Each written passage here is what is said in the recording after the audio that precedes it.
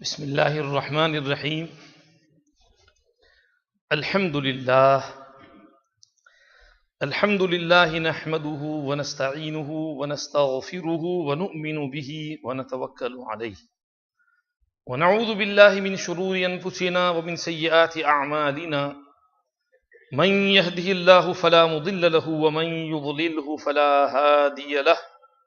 ونشهد أن لا إله إلا الله وحده لا شريك له ونشهد أن سيدنا ونبينا وشفيعنا وحبيبنا وسندنا ومولانا محمدا عبده ورسوله صلى الله تبارك وتعالى عليه وعلى آله وصحبه وبارك وسلم تسليما كثيرا كثيرا. أما بعد فأعوذ بالله من الشيطان الرجيم. بسم الله الرحمن الرحيم. سبحان الذي أسرى بعبده ليلا من المسجد الحرام إلى المسجد الأقصى الذي باركنا حوله لنريه من آياتنا إنه هو السميع البصير. وقال تعالى: يسألك الناس عن الساعة قل إنما علمها عند الله وما يدريك لعل الساعة تكون قريبا.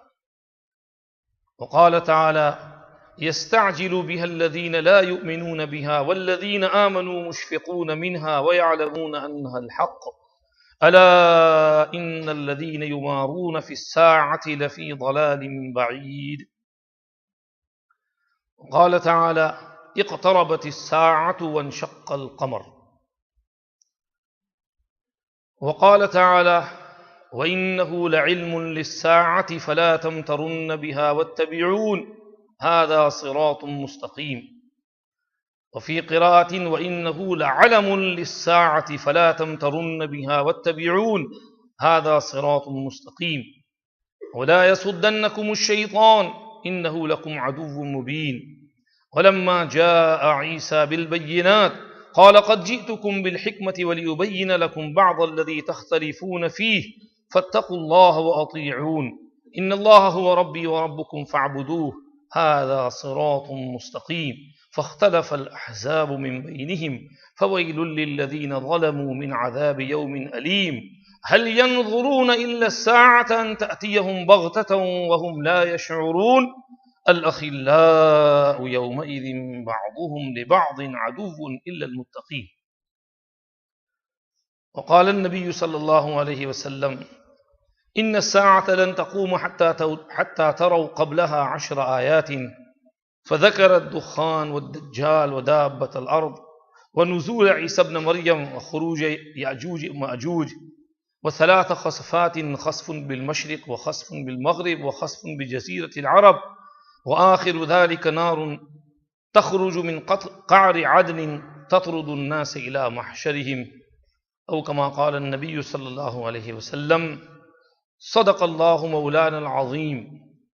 وقال عليه السلام: يوشك أن ينزل فيكم ابن مريم حكما عدلا فيكسر الصليب ويقتل الخنزير ويضع الجزية ويفيض المال حتى لا يقبله أحد.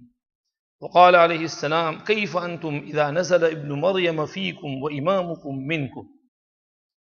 صدق الله مولانا العظيم وصدق رسوله النبي الكريم ونحن على ما قال ربنا وخالقنا ورازقنا من الشاهدين والشاكرين والحمد لله رب العالمين. إن الله وملائكته يصلون على النبي يا أيها الذين آمنوا صلوا عليه وسلموا تسليما. اللهم صل على سيدنا محمد وعلى آل سيدنا محمد كما صليت على سيدنا إبراهيم وعلى آل سيدنا إبراهيم إنك حميد مجيد. اللهم بارك على سيدنا محمد وعلى آل سيدنا محمد كما باركت على سيدنا إبراهيم وعلى آل سيدنا إبراهيم إنك حميد مجيد. Respected elders, brothers, friends, first of all we thank Allah subhanahu wa ta'ala for giving us tawfiq to perform Salatul Isha with Jama'at. Say Alhamdulillah.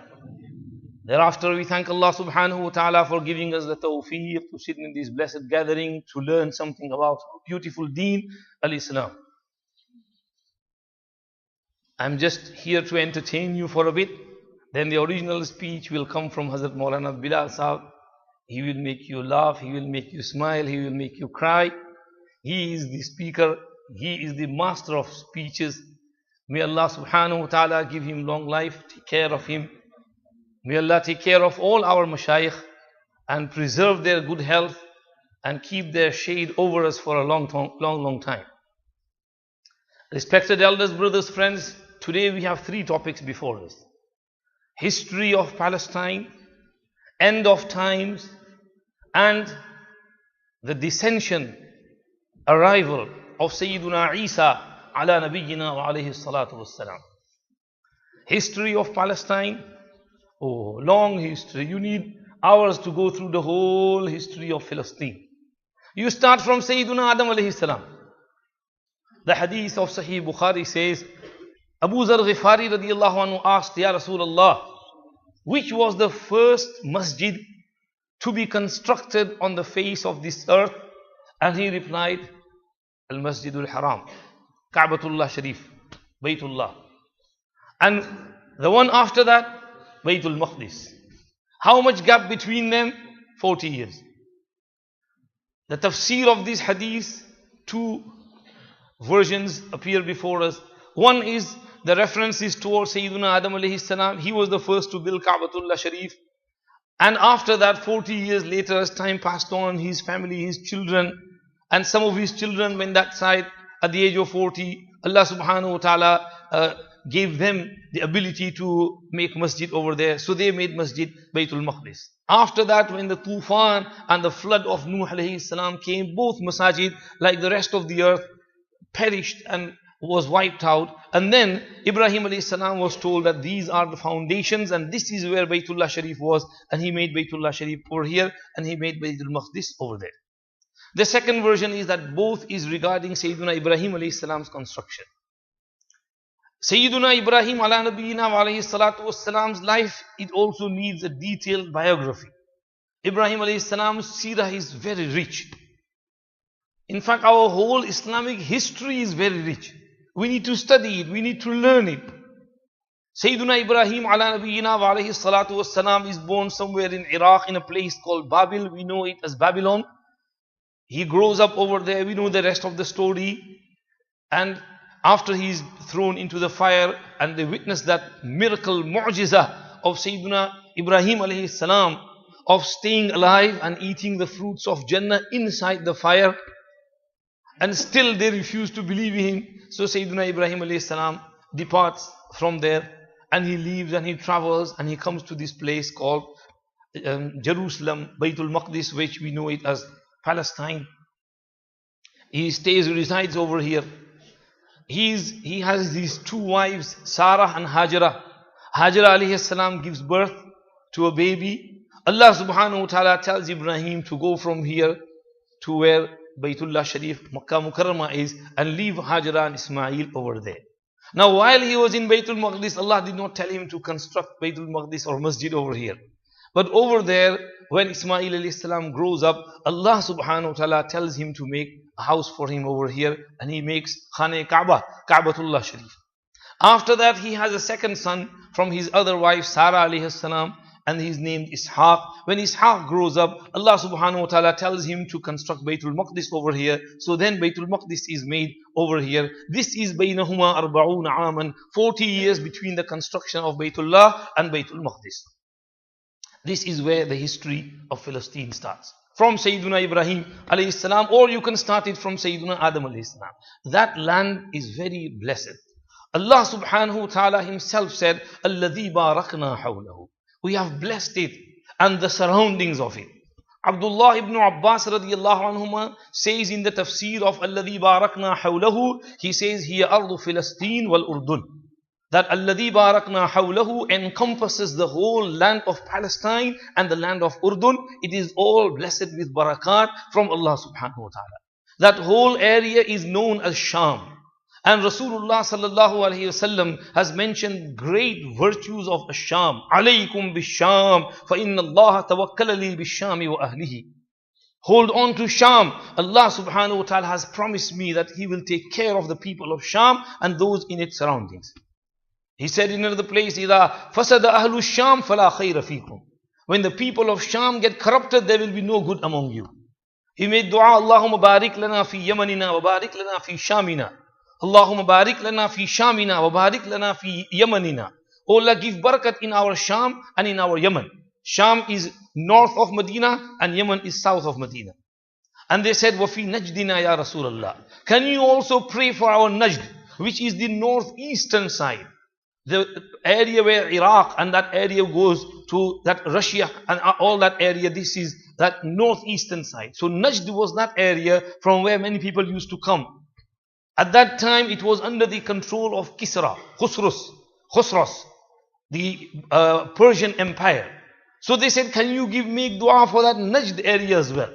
And Rasulullah sallallahu alaihi wasallam did not make dua. He repeated the dua second time, Allahumma barik lana fi shamina wa barik lana fi yamanina. They said, wa fi najdina ya Rasulullah. Again, Allahumma barik lana fi shamina wa barik lana fi yamanina. And again, wa fi najdina ya Rasulullah. And he said, hunaka al-fitan wa zalazil wa biha yatlu'u qarnu shaytan. There will be fitnas and earthquakes. And the two horns of shaitan rise over there. So he did not make dua for that area, but he made special dua 3 times for Sham and for Yemen. This is due to the barakat and blessings of that area in which there is Palestine, Al-Urdun, Baytul Muqaddas is very blessed. Allah subhanahu wa ta'ala's rahmah and mercy descends on that area. Why not?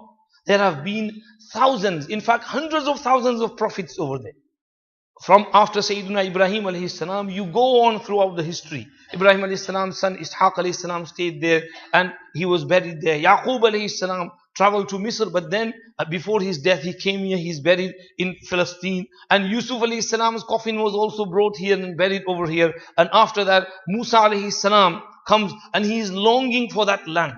And he takes Bani Israel over there to conquer that land. But when they get there, they become cowards. And they say, we're not going over there. We're too scared of those people. We're not going to fight them. So Musa alayhi salam says, they said, idhab anta wa rabbuk faqatila inna hahuna qa'idun. Musa, you can go with your Rabb and fight them. We're staying over here.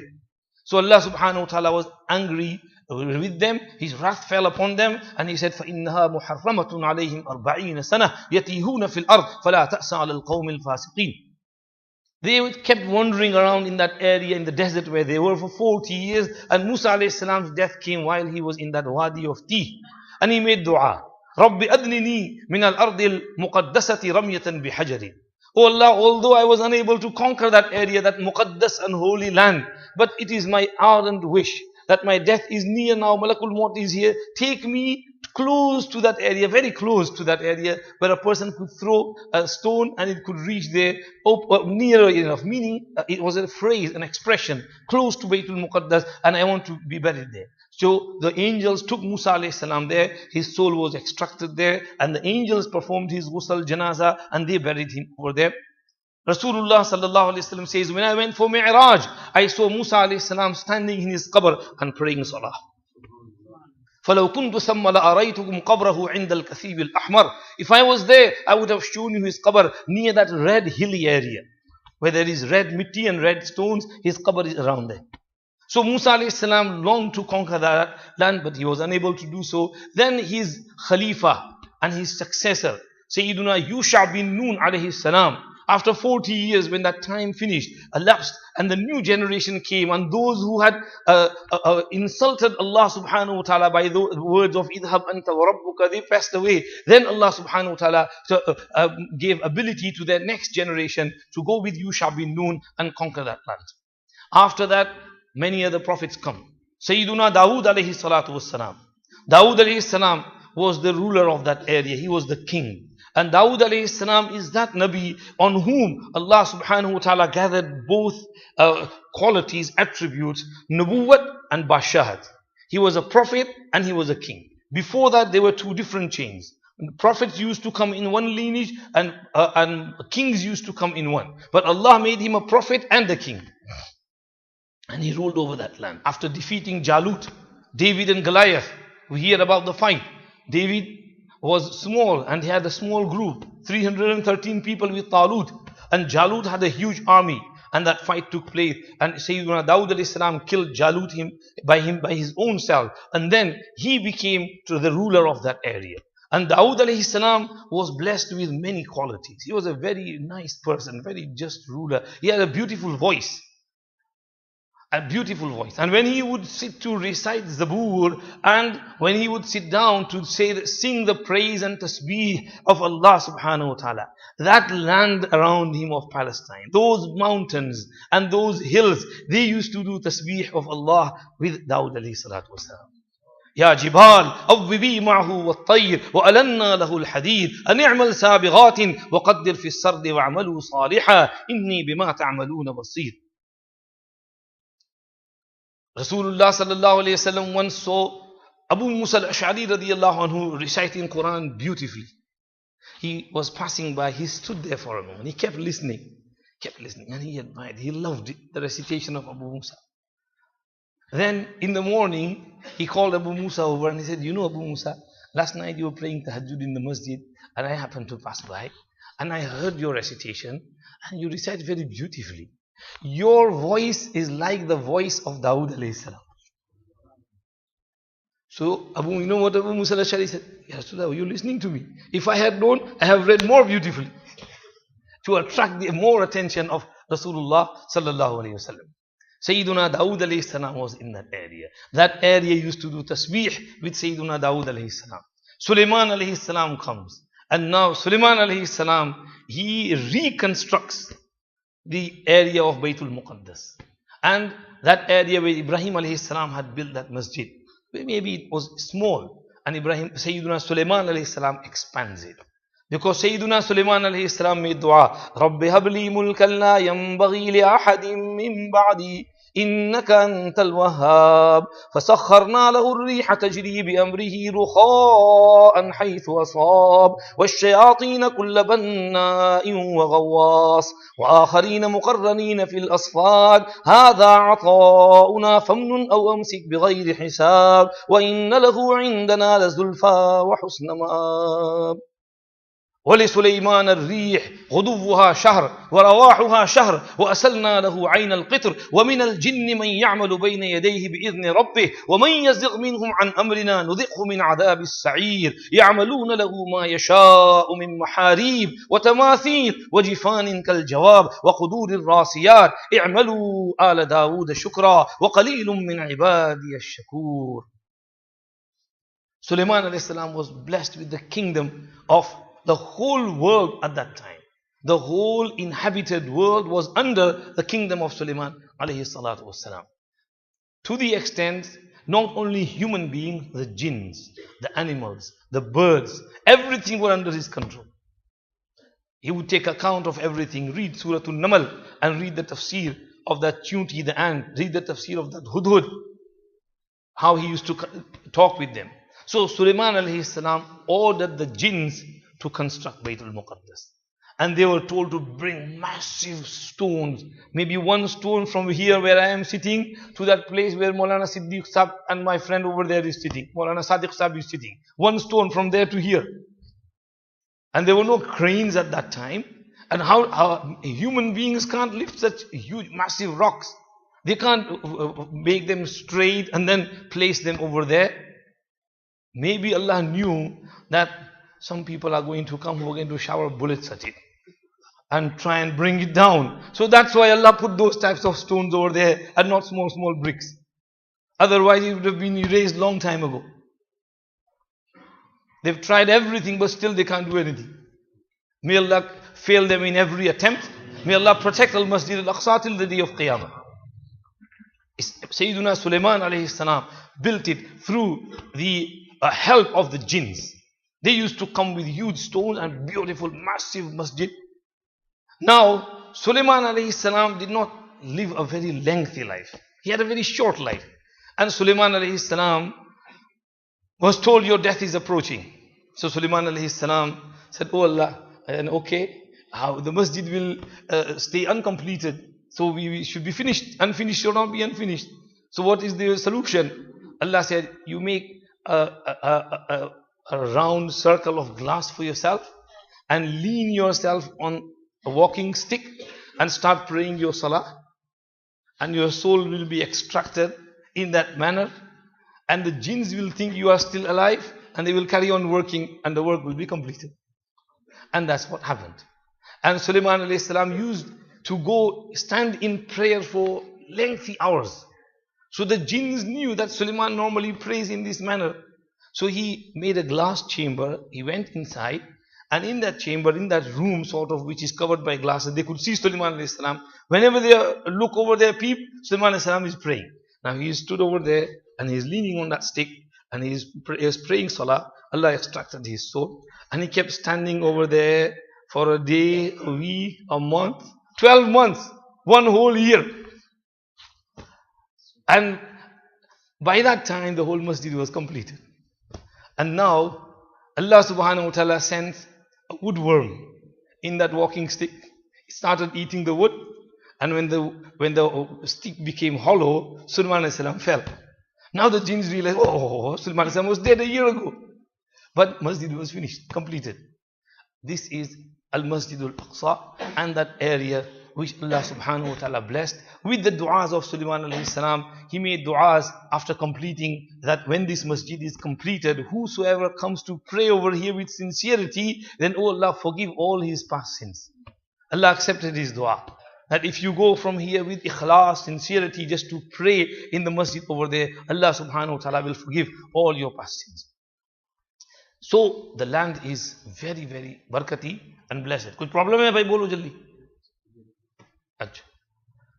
जो हजरत सुलेमान अला नबीना वालैहि सलातु वस्सलाम the masjid, he finished the masjid. Now Sayyiduna Sulaiman ala nabiyina wa alayhi salam passed away, and the land is barakati, blessed. Time moves on, other prophets come. The time comes of Sayyiduna Yahya alayhi salam, Zakariyya alayhi salam, Isa alayhi salam. They are also in that area. And after that, I don't want to go into detail. Sayyiduna Isa alayhi salam, his mother Maryam alayhi salam is born over there. Isa alayhi salam is also born over there. Hazrat Maulana recited the opening ayat of Surah Maryam. And you go into the tafsir of those ayat. Well, let me tell you, we have a radio ihsan going on over here, and I'm going to go there for tafsir. I've done first 3-4 pages of Surah Maryam tafsir. And alhamdulillah, people have been listening. So go on it, listen to it. Normally I go there 6:30 till about 7:15. So 45 minutes tafsir of Surah Maryam. We are at Inna Allah Rabbi wa Rabbukum fa'buduh Hada Sirathum Mustaqim. We will go into that tafsir maybe tomorrow inshallah. So listen to it, the tafsir of that. Sayyiduna Isa alayhi salam is born over there. And then Sayyiduna Isa alayhi salatu wasalam is raised high above the heavens from that same land of Palestine. And that is the land where Sayyiduna Isa alayhi salam will return when the end of time is nigh and close. Sayyiduna Isa alayhi salam also passes away. Time is passing on. Our Prophet sallallahu alayhi wasallam is going to come. Maybe 300 to 400 years before our Prophet sallallahu alayhi wasallam's coming, there are some incidents which take place in that land. Bukht Nassar and those come, some incidents happen. And my friend Ismail Adam Patel tells me that it was that time when this area was named Philistine. So the name Palestine, Philistine, comes after Sayyiduna Isa alayhi salam and about 300 to 400 years before our Nabi sallallahu alayhi wasallam. So that is since when this started. So, and Philistine is named at that time. Rasulullah sallallahu alayhi wasallam comes, and Rasulullah sallallahu alayhi wasallam is not able to travel there during his physical life. However, in Mi'raj, Rasulullah sallallahu alaihi wasallam is taken over there at the age of 50. When he is 50 years old, 10 years after he received prophethood, Allah subhanahu wa ta'ala took him for Mi'raj. And Jibreel alayhi salam came.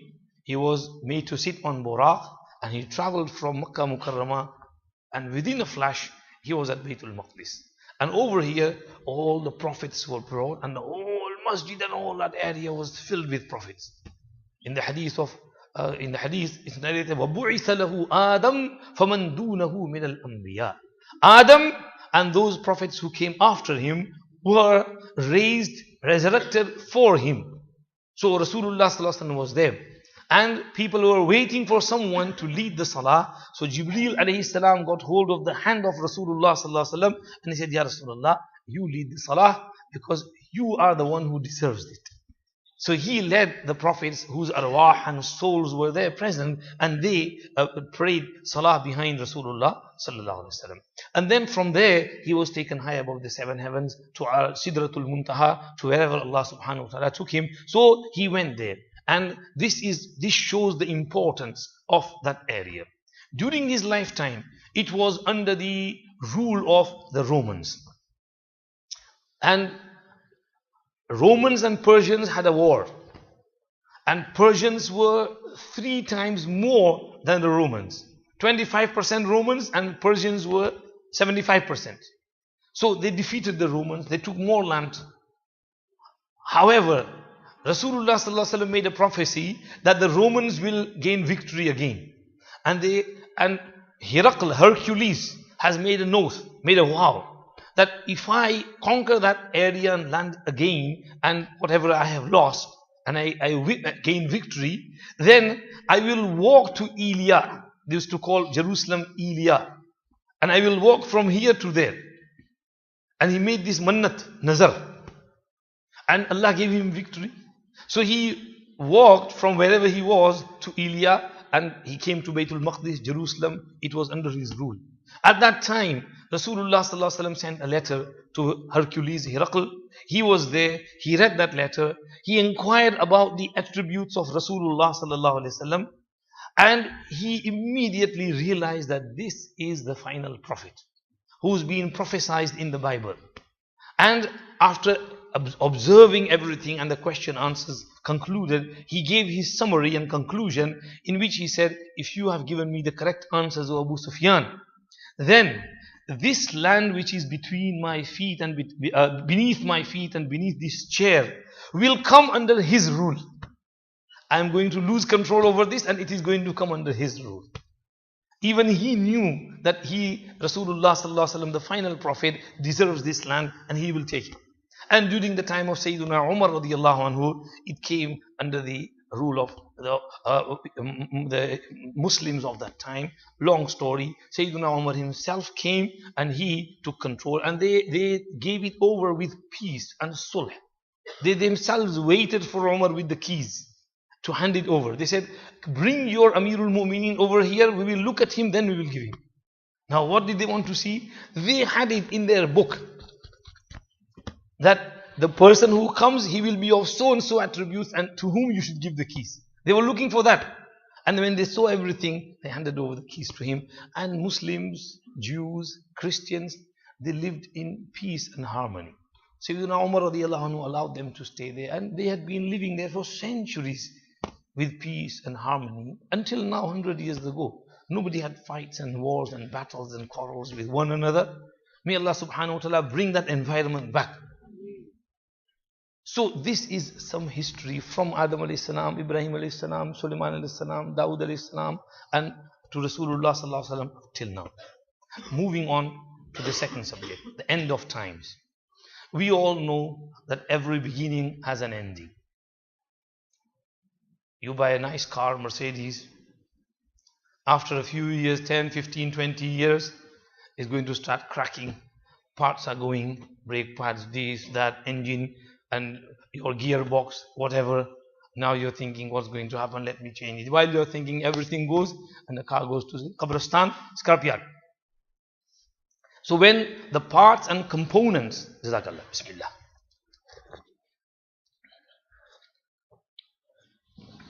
Alhamdulillah. When the parts and components of something start going, then finally the whole thing goes as well, collapses.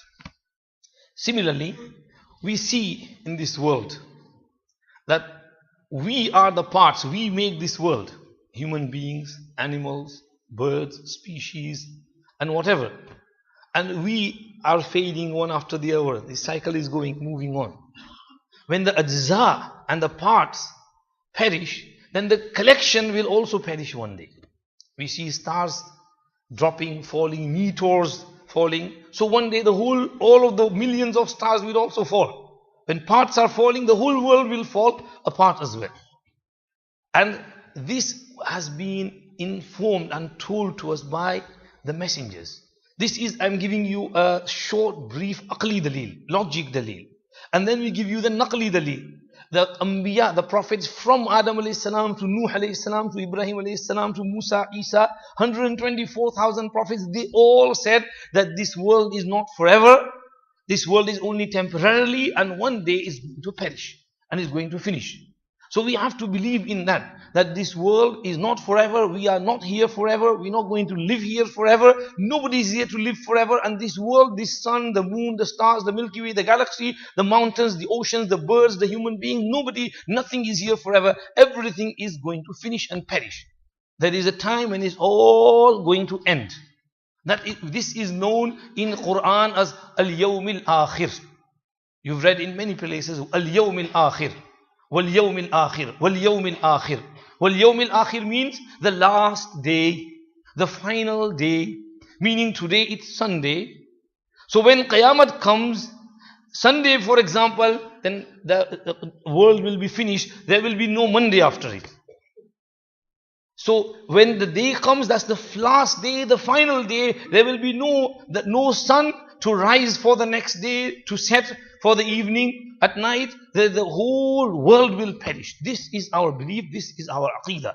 وَالَّذِينَ يُؤْمِنُونَ بِالْغَيْبِ وَيُقِيمُونَ الصَّلَاةَ وَمِمَّا رَزَقْنَاهُمْ يُنْفِقُونَ وَالَّذِينَ يُؤْمِنُونَ بِمَا أُنزِلَ إِلَيْكَ وَمَا أُنزِلَ مِنْ قَبْلِكَ وَبِالْآخِرَةِ هُمْ يُوقِنُونَ.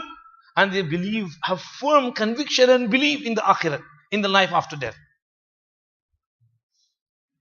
So this is al-yawmul akhir, it's going to come. Now, all the prophets, along with our beloved Prophet sallallahu alaihi wasallam, gave us some signs. That when you see these signs, then you must realize that the time is near.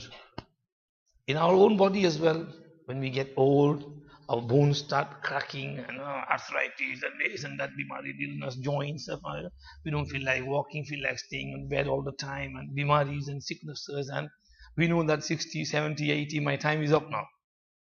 So these are the signs. So this world also has signs. And among those signs, some are minor signs, some are major signs. Some which will happen very close to the blowing of the trumpet. And others will happen before that. So the signs which will happen before that, our Prophet ﷺ mentioned some of them in the hadith of Jibreel. أن تلد الأمة ربتها وأن ترى الحفاة العراة العالة رعاء الشاء يتطاولون في البنيان. That you will see the meaning of this أن تلد الأمة ربتها. The more preferred meaning by Hafiz ibn Hajar rahmatullahi alayhi is the indication is towards عقوق الوالدين, the abusing and the insulting nature of the children towards their parents. And this will be widespread. There won't be any individual cases. Today we might get individual cases that so and so person slapped his father, so and so girl beat up her mother, or so and so person killed his father, shot his mother. These type, abusing, insulting, swearing, hitting, these types of nature, it will become widespread, common. And not only individual cases, widespread. Whole society will be like that. This is antalid al-amatu rabbataha.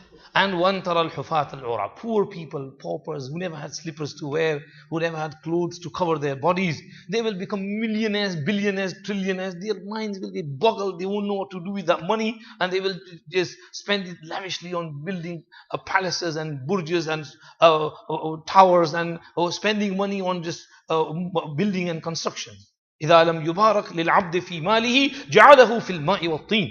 When a person is not blessed in his wealth, then he puts it into bricks and cement. He builds and builds and builds without need, and this is where his money goes. He doesn't spend in the path of Allah. Allah doesn't like his money. He says, okay, go waste it. إن المبذرين كانوا إخوان الشياطين وكان الشيطان لربه كفورا. This is among the signs. And among the signs, إن من أشراط الساعة أن يرفع العلم ويكثر الجهل. And ويكثر شرب الخمر ويكثر الزنا ويقل الرجال وتكثر النساء حتى يكون ل50 امرأة القيم الواحد. Among the signs will be ilm will be taken away. Not from the hearts of an alim, that today he's an alim and he went to sleep in the morning, he woke up a jahil. No, that's not going to happen. That's not how Allah works. Allah will take the ilm away by taking the ulama. One alim will die, one mufti will die, one shaykh al-hadith will die. There will be nobody to replace him. There will be nobody to replace him. Slowly, slowly, slowly, slowly, ilm will go. إن الله لا يقبض العلم انتزاعا ينتزعه من الناس ولكن يقبض العلم بقبض العلماء فإذا لم يبق عالما اتخذ الناس رؤوسا جهالا فسئلوا فأفتوا بغير علم فضلوا وأضلوا. This is the indication towards that. So these are the signs. Ilm will be taken away. Ulama will go one after the other. And we are hearing ulama going. Maulana Abdur Raheem Sahab, our Hazrat's elder brother, passed away last week. Just 1 week ago. And so many things happened. Our Hazrat went Zambia, came back. And he was 2 days he taught in Darul in spite of his jet lag and tiredness and fatigue. And today he's gone for Umrah. The world is moving really fast. We heard news of some great alim in Bangladesh passing away. Some great Khalifa of so-and-so, Hazrat Lahori or someone in Pakistan passing away. These Mashayikh, Akabir, Buzurgan-e-Deen going one after the other. So this is how ilm will be taken away from the hearts, from the community. And what will happen? Those ignorant people will come in their places. They will have no knowledge and they will start giving fatwas and they will go astray and they will lead others astray. Oh, first we were scared about internet. That people go on internet and ask and take masail from there. You don't know who on the other side giving that fatwa. And now, a few steps ahead on the TV channels. There are so many bogus, unqualified, half-baked, so-called scholars out there who are fatwa after fatwa, who know nothing and they are misleading the whole Muslim community. I don't know I should say his name or not, but I have to tell you. At the forefront is Dr. Zakir Naik. He may be qualified in his field of comparative religious studies, but he's not a Hafiz of Quran. He's not a qualified scholar. He's not a mufti. He's not a Shaykh al-Hadith. He's not a Shaykh al-Tafsir. But he pretends to be one. He wants to be everything. There is no question which he shouldn't answer. He should have knowledge of every question that is put before him. And he gives out fatwas, tawbah, astaghfirullah. May Allah protect the ummah from his fitna. Simple people who don't realize what he's saying, 3 talaqs are not 3-1. Now if someone hears this fatwa and then he goes on sleeping with his wife, he's committing zina for the rest of his life. Because 3 talaqs are 3, not 1. It is the consensus of the ummah on them. So these types of masail, I don't want to go into detail in there, but this is towards which Rasulullah was indicating that people who won't have profound, proper knowledge of deen will start giving fatwas and they will mislead the community. This is what yaqil al-ilm. And then other shurbul kham, zina, widespread and other signs, many signs. I don't want to go into detail over there. It needs a 1-hour lecture. Hazrat Maulana Sahab must be here and I don't want to take much of his time. The third subject which we want to talk about today is Nuzulu Isa ibn Maryam alayhi salatu wassalam. We are going through the Christmas period and the society in which we live are Christians and they revere, respect Sayyiduna Isa ala nabiyina wa alayhi salatu wassalam. However, when we look deeply, maybe we as Muslims respect Sayyiduna Isa alayhi salam more than any other community. We regard him amongst the highest prophets of Allah subhanahu wa ta'ala, among the 5 ulul azm, paygambars and messengers of Allah. فَاصْبِرْ كَمَا صَبَرَ أُولُو الْعَزْمِ مِنَ الرُّسُلِ وَلَا تَسْتَعْجِلْ لَهُمْ. Courageous prophets who had great courage and himmat, strong willpower. He was among them. And the tafsir of this ulul azm is in another ayat. وَإِذْ أَخَذْنَا مِنَ النَّبِيِّينَ مِيثَاقَهُمْ وَمِنْكَ وَمِنْ نُوحٍ وَإِبْرَاهِيمَ وَمُوسَى وَعِيسَى ابْنِ مَرْيَمَ وَأَخَذْنَا مِنْهُمْ مِيثَاقًا غَلِيظًا. 5 prophets who are ulul azm. وَمِنْكَ Ya Muhammad. Muhammad sallallahu alaihi wasallam, first of them. And وَمِنْ نُوحٍ, Nuh alayhi salam, وَإِبْرَاهِيمَ وَمُوسَى وَعِيسَى ibn Maryam. So he is regarded amongst the highest, the most noble and sharif and honored, esteemed prophets and messengers of Allah subhanahu wa ta'ala. we can't tolerate any blasphemy against Sayyiduna Isa ala nabiyina wa alayhi salatu wassalam. When people come up with films like The Passion of Christ, then we Muslims were the first to speak against it. That there is so much filth in there, so much untruth over there. We were the first to walk out there and protest and say this film should be banned. So we respect Sayyiduna Isa ala nabiyina wa alayhi salatu wassalam more than anyone else. Our belief with regards to Sayyiduna Isa alayhi salam is that Sayyiduna Isa alayhi salam was born in a miraculous manner. قال كذلك قال ربك هو علي هين ولنجعله آية للناس ورحمة منا وكان أمرا مقضيا. Allah created Isa alayhi salam without a father because He wanted to make him a sign of the power of Allah. That Allah can create a child without a father. He wanted to show that power. So Allah created Sayyiduna Isa alayhi salatu wasalam, and that is why that whole household in which Sayyiduna Isa alayhi salam is born are extremely pious. We can't even think about their piety and the level of their taqwa. Sayyidatuna Maryam alayhi salam, her parents, her mother and her father, they were both the khidmat guzars and the attendants and the caretakers of Baytul Maqdis. Zakariyya alayhi salam and his wife is the khala of Maryam alayhi salam, and Zakariyya is the khalu who is a prophet, and all that area Baytul Maqdis. And when Maryam alayhi salam is born, she is entrusted to Baytul Maqdis, and she grows up in Baytul Maqdis from the very tender age, and she stays in Baytul Maqdis. She is blessed by Allah subhanahu wa ta'ala. And after her first menstruation, when menstruation comes, you have to go out of the masjid. A woman cannot stay in the masjid during her menstruation, so she goes out. And she stays out for a few days. When the menstruation finishes, she performs the ghusl, washes herself, exactly like we do. Same ghusl janabat was with them as well. So she performs her ghusl haiz, and then after a menstruation ghusl, she is returning. And while she approaches Baytul Maqdis, Sayyidina Jibreel alayhi salam appears before her. And since she was alone, and Jibreel alayhi salam came in the form of a human being, فَتَمَثَّلَ لَهَا بَشَرًا سَوِيًّا, she was scared. إِنِّي أَعُوذُ بِالرَّحْمَنِ مِنْكَ إِن كُنْتَ تَقِيًّا. I seek Rahman's refuge from you if you are a noble person, pious person. And he said, إِنَّمَا أَنَا رَسُولُ رَبِّكِ لِأَهَبَ لَكِ غُلَامًا زَكِيًّا. I am not a human being, I am a messenger of your Lord Almighty, Allah subhanahu wa ta'ala. I am Jibreel Amin alayhi salam. I have come to give you the good news and come to bless you with a pious ghulaman zakiyya, a noble child, a pious sharif, noble, honorable child. And she said, how will I give birth to a child when no human has touched me? And I am not an unchaste woman. I'm not going to commit any illicit act. And he said, قَالَ كَذَلِكِ قَالَ رَبُّ. Allah will do that. When Allah wills something, He said, كُن فَيَكُون, Allah happens. إِنَّ مَثَلَ عِيسَى عِنْدَ اللَّهِ كَمَثَلِ آدَمْ خَلَقَهُ مِنْ تُرَابٍ ثُمَّ قَالَ لَهُ كُن فَيَكُون. The example of Isa in the eyes of Allah is like Adam. Allah created Adam from mitti, from clay. He said, be, and he became.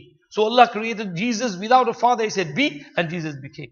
Allah subhanahu wa ta'ala sent Jibreel, who blew from where he was, and it went into the body of Sayyidatuna Maryam alayhi salam, and this is how she conceived, and she gave birth to a healthy child. And this is how Isa alayhi salam is born. When he is born, they slander Sayyidatuna Maryam alayhi salam, and she is scared, but the child speaks up for Sayyidatuna Maryam alayhi salam. قَالَ إِنِّي عَبْدُ اللَّهِ آتَانِيَ الْكِتَابَ وَجَعَلَنِي نَبِيًّا وَجَعَلَنِي مُبَارَكًا أَيْنَمَا كُنْتُ وَأَوْصَانِي بِالصَّلَاةِ وَالزَّكَاةِ مَا دُمْتُ حَيًّا إِلَى آخِرِ. Now, Sayyidina Isa alayhi salam grows up in that area, in that real beautiful, nice area.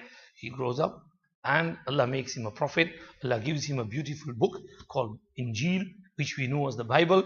He says to Bani Israel, Ya Bani Israel, inni Rasulullahi ilaykum musaddiqan lima bayna yadayya min at-Tawrah wa mubashiran bi rasulin ya'ti min ba'di ismuhu Ahmad. O Bani Israel, I have come to rectify you. I have come to cleanse you, purify you, make you, correct you, make you good people. I have been sent as a messenger to you. And I confirm that which was before me. I give you good news of a prophet to come after me, whose name will be Ahmad. He was sent to Bani Israel. Bani Israel, the Israelites, he came to reform them. And he, along with him, had Sayyidina Yahya and Zakariyya alayhi salam. They all worked together. Sayyiduna Yahya alayhi salam was murdered, Zakariyya alayhi salam was murdered. Now they were after the life of Sayyiduna Isa alayhi salam. Allah subhanahu wa ta'ala wanted to make him a special person. So Allah subhanahu wa ta'ala raised him high above the heavens. But رَفَعَهُ اللَّهُ إِلَيْهِ وَكَانَ اللَّهُ عَزِيزًا حَكِيمًا. Now Sayyiduna Isa alayhi salam was raised. Long story, cutting short. Jibreel alayhi salam came again, the roof of the house opened up and Jibreel alayhi salam took him away and his features were placed on someone else and that person was crucified and they thought that we've got our man, we need not worry anymore. In reality, the Hawariyin, the disciples and his mother Mary, Maryam alayhi salam, they all knew that Isa alayhi salam has gone to a better place and this person was someone else, not Isa alayhi salatu wasalam. They knew at that time. Maryam alayhi salam never cried, she never screamed, she never wailed, she never did anything which she shouldn't be doing. She knew what the reality of the matter. The disciples also knew. So, Sayyiduna Isa alayhi salam is raised high above the heavens. Now he is there. And a time will come when he will return to this earth. Now, question arises, why will he come back? Why was he raised over there? Allama Shabbir Ahmad Usmani rahmatullahi alayhi, Fathul Mulhim, under the hadith,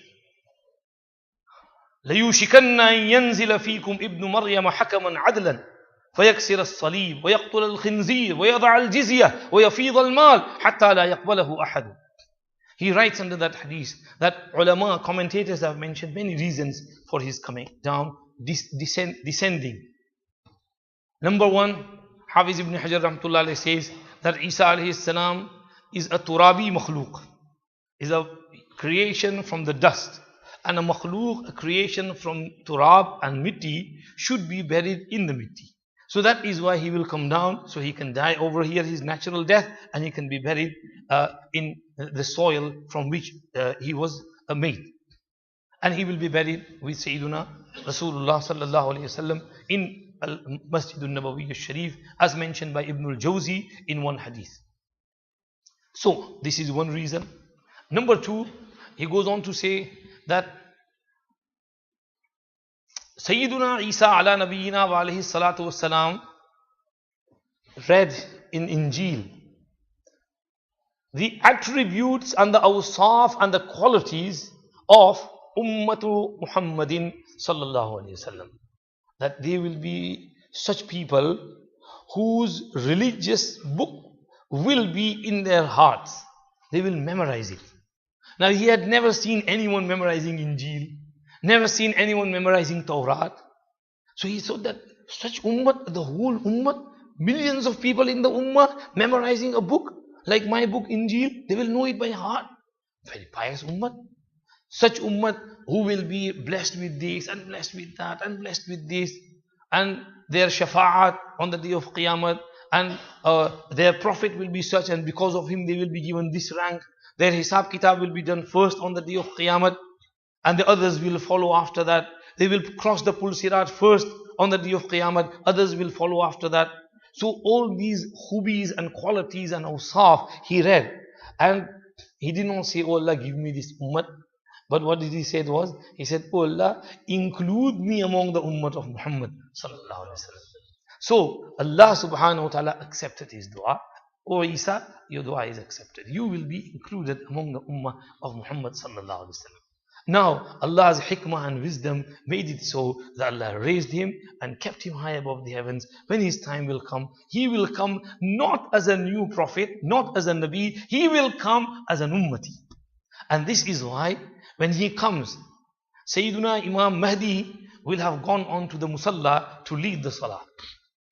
However, Isa alayhi salam will come down, and the people standing in the safs, they will make way for him, because they will be waiting for him. They will know that Isa alayhi salam is coming, he's coming anytime. So they will read all these ahadiths which we are reading. They will know the signs and they will know he's about to come. So he will come. And they will open the way, he will come, go straight to the first saf. Imam Mahdi will come back, Hazrat Tashrif laiye, namaz padhaiye. But he will say no. Innaha laka uqimat. This iqamat has been done for you, so you lead the prayer. I will pray behind you today to show the whole gathering that I have not come as a nabi, I have come as an ummati. That's why I am praying behind an ummati of Muhammad sallallahu alaihi wasallam. So he wanted to be included in the ummah of Muhammad sallallahu alaihi wasallam. That's why Allah raised him, and then Allah will bring him back. Some other hikmats we mentioned. Allama Shabir Ahmad Usmani then goes on to mention another beautiful third hikmah. And he says, when we look at the whole world, we see that there are powers of good and there are powers of evil. The powers of good on one side, from the seen and the human beings, they are the Anbiya, the Awliya. They are filled with goodness. They have nothing but goodness and virtue and piety in them. And from the unseen are the powers of Malaika. They are filled with goodness. Malaika never do anything bad. So this is on one side. Allah created the makhluqat, and among them khair and goodness and piety and virtue and taqwa. At the forefront among the human beings are the Anbiya and Awliya. And among the unseen makhluk are the Malaika and the angels. On the other side, the powers of evil, which Allah created for the hikmah, wisdom, for the world to run and to move on further. Allah created some powers unseen, the others seen. From the unseen powers are the shayateen. They have power and they try to mislead and astray. And from those we can see the powers that are in front of us, the human beings, wicked people, and people with wretchedness, zulm, oppression, tyranny, isyan, and nafarmani, disobedience of Allah. They disobey Allah in every manner possible, whichever way they can. They never want to obey any command of Allah subhanahu wa ta'ala. So this is on the other side of evil. So this battle and tackle between the good and the bad, the vice and the virtue, the evil and the good, it's always been happening. This struggle has always been taking place. On one side you have the Anbiya, Awliya and the Malaika. On the other side you have the Shayateen and the vice people among the human beings. Now over here, among this side, Anbiya, Awliya, Malaika, you see the best personality is Sayyiduna Maulana Muhammadur Rasulullah sallallahu alaihi wasallam. Over there, on the unseen side, we have the Shaitan, Iblis Mal'oon. And on the seen side, which we can see, is Dajjal. Dajjal, Rasulullah sallallahu alaihi wasallam said, is the greatest trial, test, fitna to face the humanity from the time of Adam alayhi salam till the day of Qiyamah. There will be no fitna which will be greater than the fitna of Dajjal. It's Akbaru fitna, the greatest fitna. Because he will be showing so much magic and sorcery that, people's minds will be boggled. They won't know what to do. They won't know how to tackle this. Because he will be moving swiftly from one place to the other. He will order the heavens to rain, the clouds to rain, and rain will immediately come. He will order the earth to produce vegetation, fruit, and it will produce. He will go to a people and say that, will you believe that I am God if I raise your parents and your brothers and your family members for you? And he will say, yes, okay. And he will go to the qabr, show me where is your qabr, this is my father, this is my mother. He will order the shaitans to come in the form of his parents, mothers from out of his grave, and they will come out. He will think this is my mother, father. He will greet them, embrace them and say, oh, you are my God, you are my Lord. He will believe that Dajjal is the God. A person will confront him and he will say, you are Dajjal. Our Prophet ﷺ warned us about you. I don't believe in you. And he will say, angry with him, and he will call him over. He will bring a saw and he will tear him into two pieces from the tip of his head until his body will be in two parts. And he will throw one part on that side, the other on that side. So the person is dead, killed. And then he will order the two parts to be joined, and the two parts will join, and the person will stand up and he will be walking and bring him back to life. So he will have these types of powers of sorcery and magic, and he will claim to be a God. When he appears in the beginning, he will say that I am a prophet. And slowly, when he spreads, he will say, I'm not just a prophet, I'm God. But in order to prove he is a liar, Allah will have placed special signs in his body. In his body there will be signs to say that he is a liar. He is a liar, the greatest liar. First, he will be one-eyed. He won't be able to see from one eye, and his eye will be popping out like a huge massive black grape in a bunch of grapes. And his eyes will be popping out. And there will be no nur or light in there. He will only be able to see from one eye. Then his hair will be extremely curly, whirly like a spring. And this will show the ugliness of his face. And his body will be ugly. He will be short and he will be huge and large. And his feet will not be like a human being, normal human being. They will be like a chicken. The part of his heel will be going back, right back. And his shin will be in the middle. So Allah will have placed many signs in his body for a person to know. And a person with iman and belief will be able to see on his forehead. Kafara, kafir, yaqra'uhu kullu mu'minin, katibun wa ghayru katibin. Every mu'min will be able to read it. Whether he is a learned, he can read Arabic or he can't read Arabic, he will be able to read that kafir and he will know that, oh, he has zulmat of kufr on him. He is a liar. However, this will be a very huge, large temptation. Now, when he is at the forefront of all the trials and fitnas, then who should wipe him out? The leader of maybe on this side, Rasulullah sallallahu alaihi wasallam. He should come and he should be entrusted with the duty to finish him off. However, Allama Shabir Ahmad Usmani rahmatullah alayhi says, Allah chose Sayyiduna Isa alayhi salam to finish him off. And there are various reasons for that. Number one, he will claim to be God. The Dajjal will say, I am God. Isa alayhi salam will come and he will say, I never claimed to be God. People told me and claimed regarding me that I am God or Son of God. I am telling you to refute this claim that no human being can be a God. God is God Almighty, Allah subhanahu wa ta'ala. A human being cannot be a God. So in order to prove he's a liar, Allah will send this personality who was called the God to finish him off, who claimed to be God. Secondly, Sayyiduna Isa alayhi salam was sent to the Bani Israel. You have to remember this point as well. Sayyiduna Isa alayhi salam never said, I am a prophet of the whole world. He never claimed to be a universal prophet. He never claimed to be an international prophet. He claimed to be a regional prophet, a tribal prophet to his qawm of Bani Israel. There is only one prophet who said, Inni Rasulullahi ilaykum jami'a.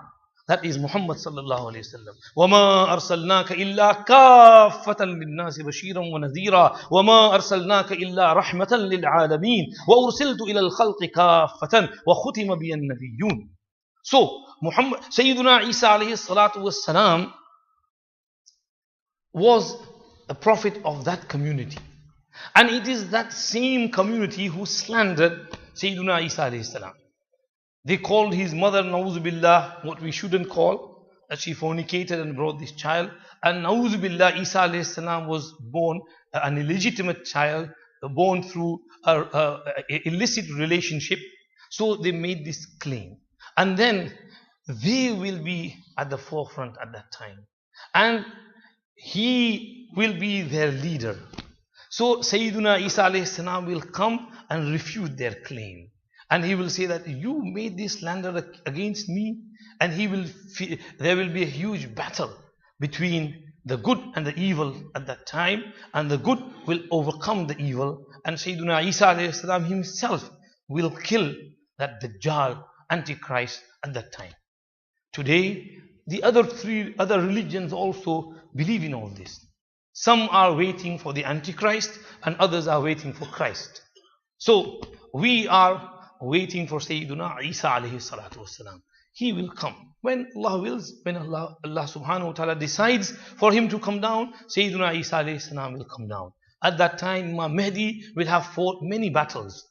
Some in which he will have had victory, others in which he will have faced defeat, some in which many Muslims will have been martyred and killed, and there will be chaos throughout the world, so much zulm and tyranny, oppression. People, in some battles, the Prophet ﷺ says that from 100, 99 will be killed, only one person will remain. 99% of people will be killed in those battles. That is how fierce the battles will be at that time. And Imam Mahdi will be trying his best to bring order and justice in the community. Allah will send Sayyiduna Isa alayhi salam to establish this truth and establish this justice and get rid of that evil. And he will get rid of the root of that evil and the forefront and the head of that evil, which is the Dajjal. Allah will give him many mu'jizat when he comes down. Among the mu'jizat which he will be given will be that when Sayyiduna Isa alayhi salam comes down, wherever his breath reaches, a person will not be able to stand firm before him. He will melt and fade away straight away. and his breath will reach wherever his sight reaches. So when he is walking, no disbeliever will be able to confront him or come near him. They will start falling like flies in front of him. He will rush after Dajjal, and Dajjal will run away. He'll be scared. Oh, Isa alayhi salam is here. But Isa alayhi salam will follow him.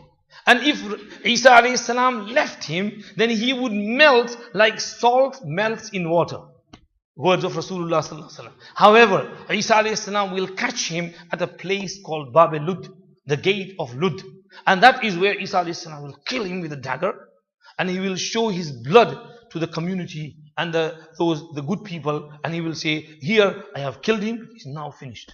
And then he will be at ease. So this is Sayyiduna Isa alayhi salatu wasalam's coming down, and this is maybe the hikmah. Allama Shabir Ahmad Usmani mentioned this, and he took this from Bahrul Ulum, Allama Qasim Nanotwi rahmatullahi alayhi, and it is Hazrat Nanotwi's ilm which can reach to such states where Ibn Hajar could not reach. Our Akabir, our ulama of Deoband, Allah gave them so much ilm and knowledge and wisdom. It's beyond our understanding, comprehension. May Allah subhanahu wa ta'ala give them good reward for their efforts till the day of Qiyamah, shower His mercy upon their graves till the day of Qiyamah. So this is Sayyiduna Isa ala nabiyina wa alayhi salatu wassalam. I don't want to go into any more details. Inshallah, I think we have covered the three topics: the history of Palestine, the end of times, and the descending and coming down and nuzul of Sayyiduna Isa ala nabiyina wa alayhi salatu wassalam. After Sayyiduna Isa alayhi salam, establishes justice, he passes away.